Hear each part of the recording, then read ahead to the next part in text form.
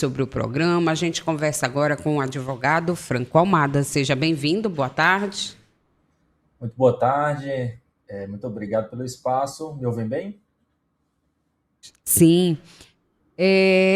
Franco, vamos entender um pouquinho o que diferencia essa nova versão do Desenrola em relação ao programa anterior, né?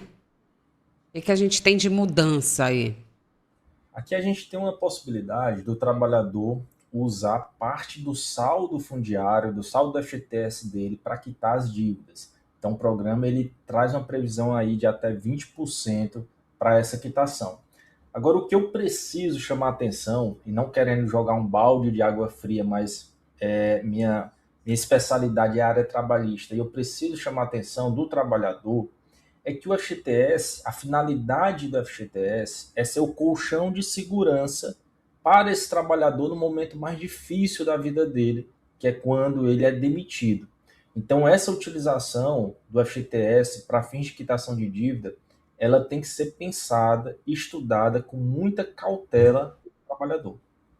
Uhum.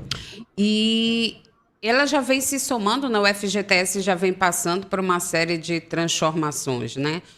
A gente já teve os saques emergenciais, teve o saque aniversário. Como é que isso acaba impactando, né, na gestão do fundo, nessa poupança do trabalhador? Bom, como você bem falou, teve os saques emergenciais, saques aniversários, e o que o trabalhador às vezes não percebe é que antecipar a retirada desse valor causa uma consequência, mais uma vez, no momento em que ele mais precisar desse valor. A gente tem muito evidente o que acontece com o saque aniversário, onde o trabalhador antecipa, mas depois ele não consegue sacar o saldo da FGTS e só recebe a multa. Isso traz impactos sérios para o momento em que o trabalhador mais precisa dessa segurança, que é o momento do desemprego, onde ele sai lá da empresa e fica ali, às vezes, só com seguro-desemprego, só com a multa de FGTS e sem acesso ao saque total dele.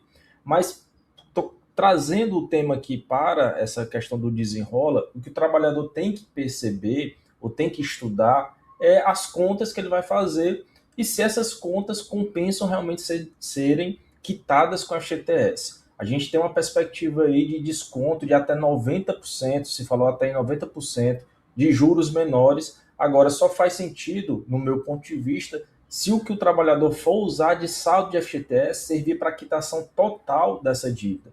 Porque senão o que pode acontecer é o trabalhador trocar uma dívida por outra. Então, o trabalhador tem que ter muito cuidado em relação a isso. Outro ponto E importante. lembrando também, desculpa só te interromper, mas lembrando que essa questão do saque do FGTS, ela tem que respeitar o limite, né? Até 20% do saque do FGTS ou até R$ 1.000. Exatamente. E ainda, pensando nesse saque da FGTS, eu vejo pouca gente falar, mas a informação importante é o trabalhador saber se esse FGTS está sendo depositado ou fiscalizar esse depósito mensal da FGTS.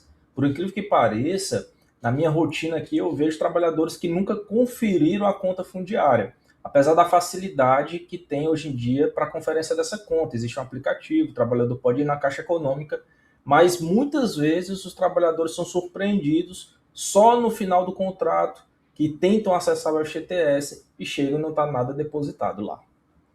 Outra novidade dessa questão do Desenrola 2.0 é que houve também uma redução da margem consignada do crédito consignado para INSS e servidores públicos, uma redução dessa margem de 45% para 40%, né? Como é que fica essa mudança? Essa é uma contrapartida interessante, exatamente para que o programa ele traga benefícios mútuos, né?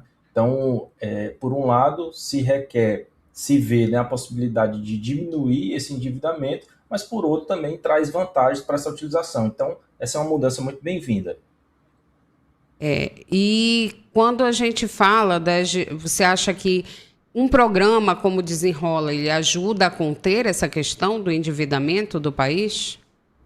Olha, juridicamente, eu tenho sérias resistências a desvirtuar a utilização do FGTS. Mais uma vez, o FGTS não é para pagar dívidas. Acho que o que falta é uma educação financeira básica de todo mundo, né? Desde a educação básica até outros níveis de educação.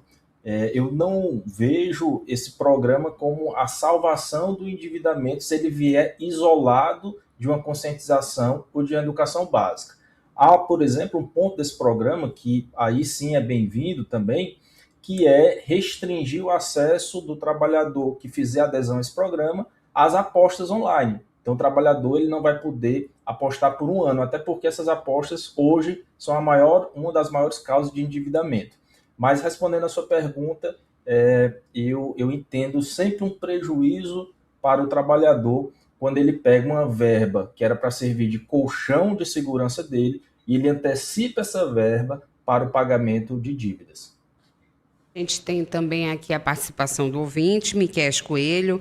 Ele fala que esse desenrola vai ajudar muito o brasileiro endividado e vai poder negociar suas contas. Eu estou querendo quitar umas dívidas que estavam me perturbando o juízo. Isso tem mais uma participação. E qual a orientação que você faz, Almada, para que a pessoa possa fazer essa renegociação de forma consciente?